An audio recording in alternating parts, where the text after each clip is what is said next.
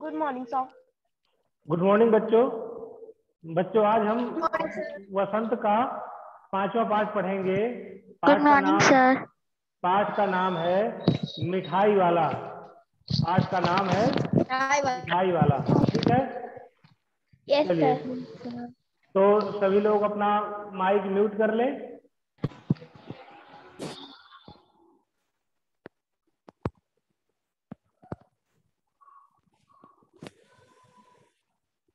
चलिए, तो अब शुरू करते हैं पाठ मिठाई वाला। पहले सबसे पीछे आ जाते हैं और देखते हैं कि इस पाठ के लेखक कौन है। ठीक है, तो ये देखते हैं, इस पाठ के लेखक हैं भगवती प्रसाद वाजपेयी। कौन है? भगवती प्रसाद वाजपेयी। तो भगवती प्रसाद वाजपेयी जी के बचपन में एक घटना घटी थी। उन्होंने अपनी आंखों देखी एक घटना देखी थी, तो उसी का यहाँ पर बड़ा सुंदर चित्रण किया गया है। तो आइए शुरू करते हैं हम लोग।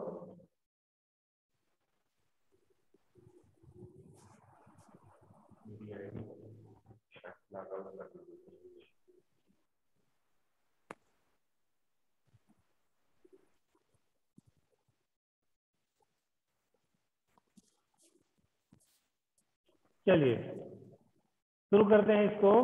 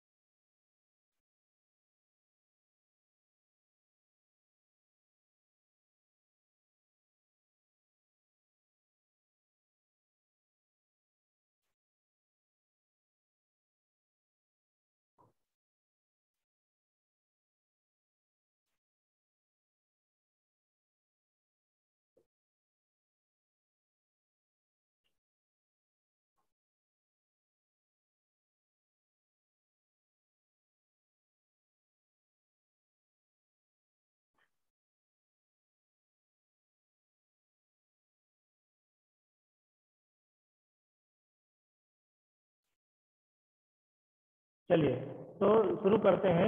बहुत ही मीठे स्वरों के साथ वह गलियों में घूमता हुआ, बच्चों को बहलाने वाला, खिलौने वाला।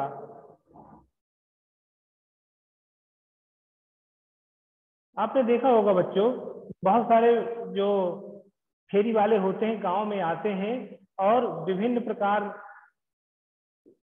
के स्वर में गाते हैं। तो वैसे ही एक आता था खिलौने वाला। क्या कहता था? बच्चों को बहलाने वाला, खिलौने वाला। इस अधूरे वाक्य को कोई ऐसे विचित्र किंतु मादक मधुर ढंग से गाकर कहता कि सुनने वाले एक बार अस्थिर हो उठते।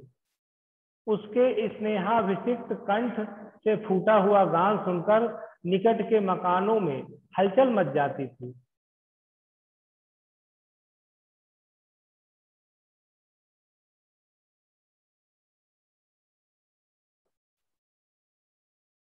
छोटे छोटे बच्चों को अपनी गोद में लिए युवतियां चिकों को उठाकर छज्जों पर नीचे झांकने लगती। गलियों और उनके अंतर्व्यापी छोटे छोटे उद्यानों में खेलते और इठलाते हुए बच्चों का झुंड उसे घेर लेता और तब वह खिलौने वाला वहीं बैठकर खिलौने की पेटी खोल देता। चलिए, तो अब देखते हैं, इसमें से कुछ प्रश्न पूछते हैं। क्या आपको ये समझ में आया मादक का अर्थ क्या होता है? कौन बताएगा? सर मधुर। मादक, मादक का क्या अर्थ होता है? मादक सर मधुर। बिल्कुल। मोहित करने वाला। सब मोहित करने वाला। मादक का मतलब होता है, मादक मतलब होता है नशीला। मोहित करने, ठीक है, नशीला यानी किसी को जो मोहित बहुत कर ले, मोहित कर दे, किसी को अपने जो है वश में कर ले, बातों से वश में कर ले। ठीक है, तो ये होता है अच्छा। देखिए, तो मतलब इतना गाता था कि हर व्यक्ति मोहित हो जाता था उनके गानों से। ठीक है, उसके बाद स्नेहाभिषिक्त, स्नेहा विशिष्ट का मतलब होता है स्नेह से भीगे हुए। स्नेह से भीगा हुआ। तो स्नेह से भीगा हुआ। स्नेह से भीगा हुआ। भाई जब छोटे छोटे बच्चों को गा के कह रहे हैं तो स्नेहा विशिष्ट कंठ से कहेंगे, स्नेह से भीगे हुए कंठ से ही कहेंगे। अच्छा, चिकों को उठाकर, चिक मतलब होता है पर्दे। स्त्रियां घर के पर्दों को उठा करके झांकती थी छज्जों के नीचे कि कौन गा रहा है। और उद्यान मतलब जानते हो क्या होता है? उद्यान, उद्यान का मतलब क्या होता है? बगान, बगीचे। बिल्कुल। तो जो बगीचों में बच्चे खेलते रहते थे, अंतर्व्यापी मतलब गलियों में, और अंतर्व्यापी मतलब उन्हीं गलियों के बीच में युक्त। ठीक है, अब आगे देखते हैं। चलिए माइक थोड़ा सा म्यूट करिए और फिर आगे बढ़ते हैं। और ये क्या नाम है, ये वर्षा और राशि ध्यान से पढ़ना है ना, तरह तरह का मुंह मत बनाओ पढ़ते हो। बच्चे खिलौने देखकर पुलकित हो उठते हैं। वे पैसे लाकर खिलौने का मोल भाव करने लगते हैं। पूछते हैं इसका दाम क्या है? और इसका मतलब इसका, बच्चे थोड़ा तुतलाते हैं ना। और इसका, खिलौने वाला बच्चों को देखता है और उनकी नन्ही नन्ही उंगलियों से पैसे ले लेता है और बच्चों की इच्छा अनुसार उन्हें खिलौने दे देता है। खिलौने लेकर फिर बच्चे उछलने कूदने लगते हैं और तब फिर खिलौने वाला उसी प्रकार गाकर कहता है, बच्चों को बहलाने वाला खिलौने वाला। सागर की हिलोर की भांति उसका यह मादक गान गली भर के मकानों में इस ओर से उस ओर तक लहराता हुआ पहुंचता है और खिलौने वाला आगे बढ़ जाता है। तो इस प्रकार से खिलौने वाला आता है और बच्चों को खिलौने देता है और अपने मादक गान से सबको मोहित करता है और आगे बढ़ जाता है। अब देखिए कहानी। राय विजय बहादुर के बच्चे भी एक दिन खिलौने लेकर घर आए। वे दो बच्चे थे, चुन्नू और मुन्नू। चुन्नू जब खिलौने ले आया तो बोला, मेला घोड़ा कैसा सुंदर है, मतलब मेरा घोड़ा कितना सुंदर है। मुन्नू बोला, और देखो मेला कैसा सुंदर है, मतलब मुन्नू कहता है और देखो मेरा कैसा सुंदर है। दोनों अपने अपने हाथी घोड़े लेकर घर भर में उछलने लगे। इन बच्चों की माँ रोहड़ी कुछ देर तक खड़े खड़े उनका खेल निरखती रही। अंत में दोनों बच्चों को बुलाकर पूछा, अरे ओ चुन्नू मुन्नू, ये खिलौने तुमने कितने में लिए हैं? तो मुन्नू बोला, 2 पैसे में, खिलौने वाला दे गया है। रोहड़ी सोचने लगी, इतने सस्ते कैसे दे गया, कैसे दे गया ये तो वही जाने, लेकिन दे तो गया ही है, इतना तो निश्चय है। तो बच्चों बात ये हुई कि आश्चर्य क्यों हुआ रोहड़ी को, जो कि चुन्नू मुन्नू की माँ थी, कि उनके पास तो पैसे थे नहीं, बहुत कम पैसे थे, और जो हाथी और घोड़े थे वो महंगे थे। रोहड़ी जानती थी, लेकिन उन महंगे खिलौनों को 2-2 पैसे में दे के कौन जाता है। कुछ तो बात थी खिलौने वाले में, लेकिन ज्यादा नहीं सोचा रोहड़ी ने। एक जरा सी बात ठहरी, रोहड़ी अपने काम में लग गई।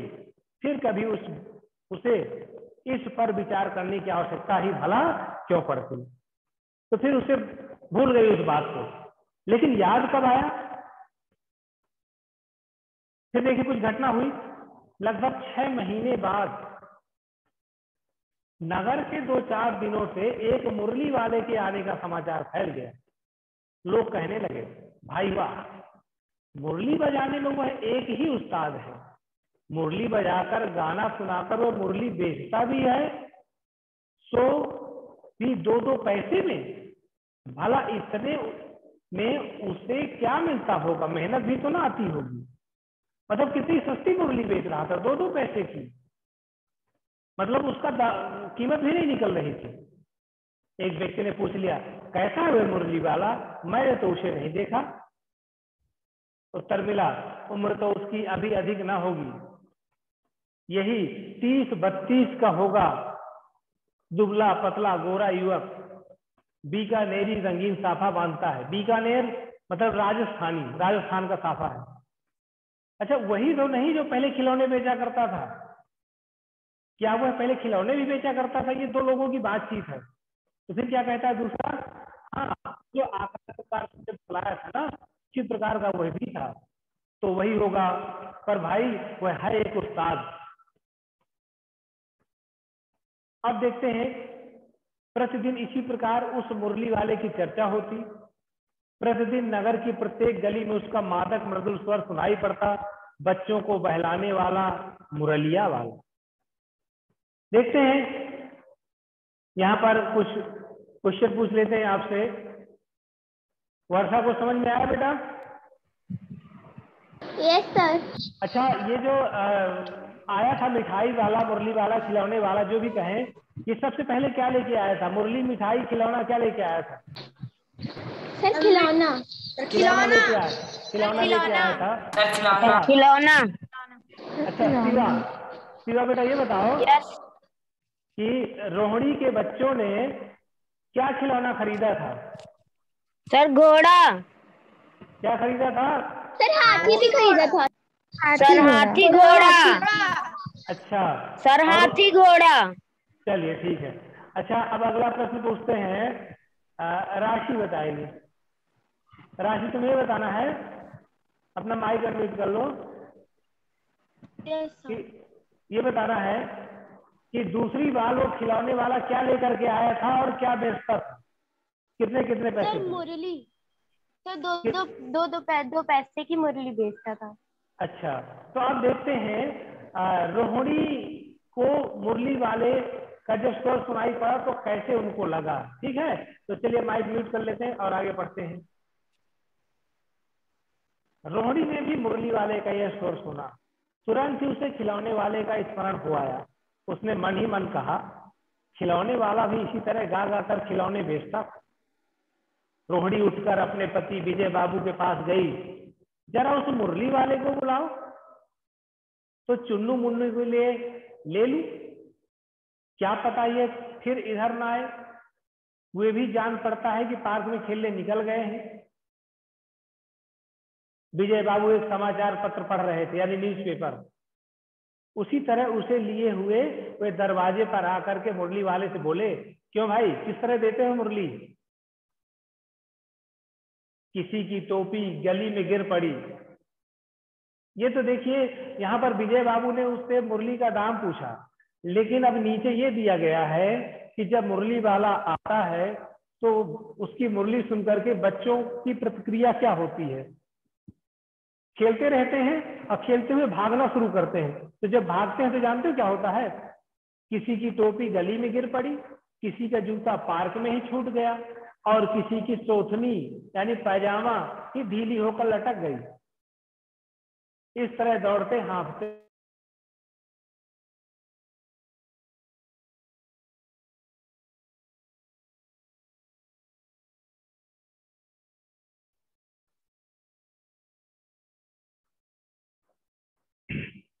आवाज आ रही बेटा?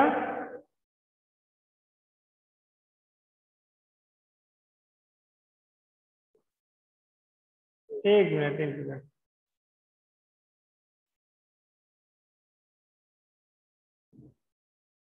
हाँ, आवाज आ रही है बेटा? Yes sir. चलिए, हाँ, थोड़ा नेटवर्क चला गया था, इसी को आगे बढ़ाएंगे। ये कौन है भाई? वंशिका, हटाओ इसको। सर ये कौन कर रहा है? सर, वंशिका। वंशिका, ऐसा मत करो बेटा। देखें, देखिए, वो सब जो है मुरली वाले के पास दौड़ते हुए आए और क्या कहते हैं, बच्चों का झुंड आ पहुंचा, एक स्वर से सब बोल उठे, अम्बी लेंदे मुरली और अम्बी लेंदे मुरली, यानी हम भी लेंगे मुरली, हम भी लेंगे मुरली। मुरली वाला हंस गदगद हो उठा, सबको देंगे भैया, लेकिन जरा रुको, ठहरो, एक एक को देने दो, अभी इतनी जल्दी हम कहीं लौट थोड़े ही जाएंगे, बेचने तो आए ही हैं, और हैं भी इस समय मेरे पास एक दो नहीं, पूरी 57 यानी 57। हाँ बाबूजी, क्या पूछा था?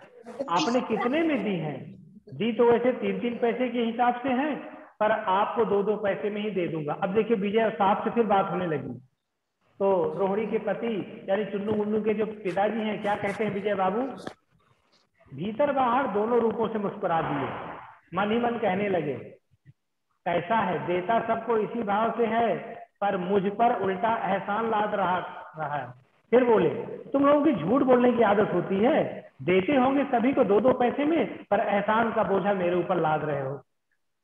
जानते हो विजय बाबू ने क्यों ऐसा कहा? क्योंकि दुकानदार ऐसे होते हैं ना, कोई चीज अगर 20 की है बेचते उसको 30 रुपए की है, तो हम जाएंगे खरीदने तो हमको कहेंगे दूसरे को 40 की दिया है, आपको 35 की दे देंगे। यानी 30 की बेच रहा है, 5 रुपए हमसे फिर भी ठग लेगा। तभी विजय बाबू ने कहा कि आप लोग झूठ बोलते हो, लेकिन सभी दुकान वाले ऐसे नहीं होते हैं। कई बार क्या होता है कि दुकान वाला अगर 20 का सामान है और कह देगा कि मैं 20 का दे दूंगा आपको, तो लोग कहेंगे फिर भी ठग रहे हो। लोगों को लगता है कि दुकान वाले ठगते हैं। तभी तो मुरली वाला एकदम अप्रतिभ हो उठा। अप्रतिभ का मतलब परेशान। आपको क्या पता बाबूजी इनकी असली लागत क्या है?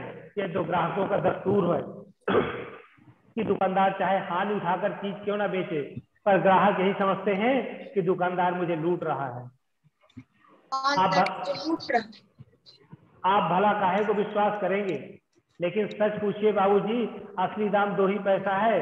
आप कहीं से 2 पैसे में मुरली नहीं पा सकते हैं। मैंने तो पूरी 1000 बनवाई थी, तब मुझे इस भाव की पड़ी।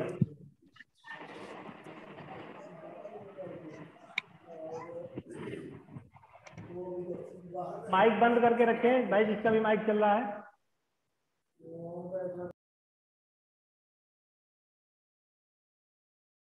तो देखिए, अब देखिए विजय बाबू के बीच में और मुरली वाले के बीच में बात चल रही है।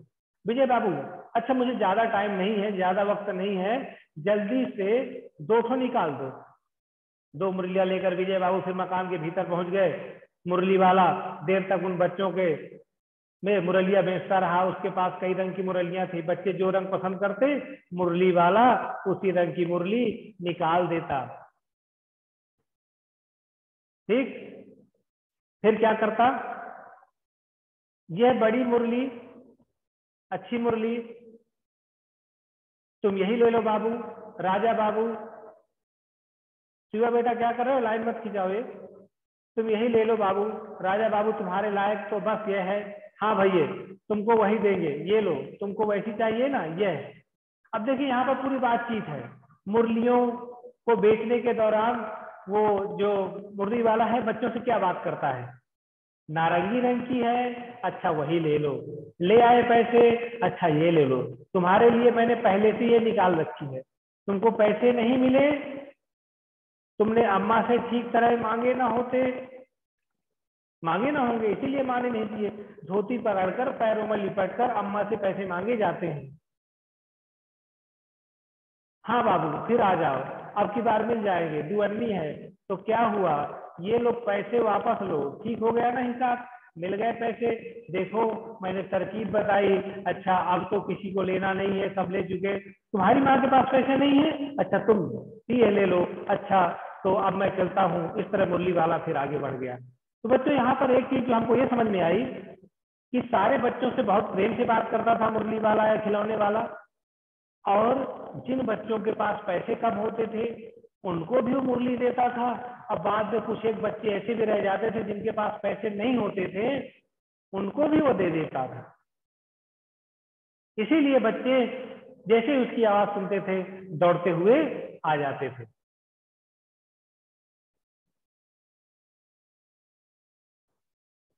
चलिए, तो यहां तक हमने पढ़ा।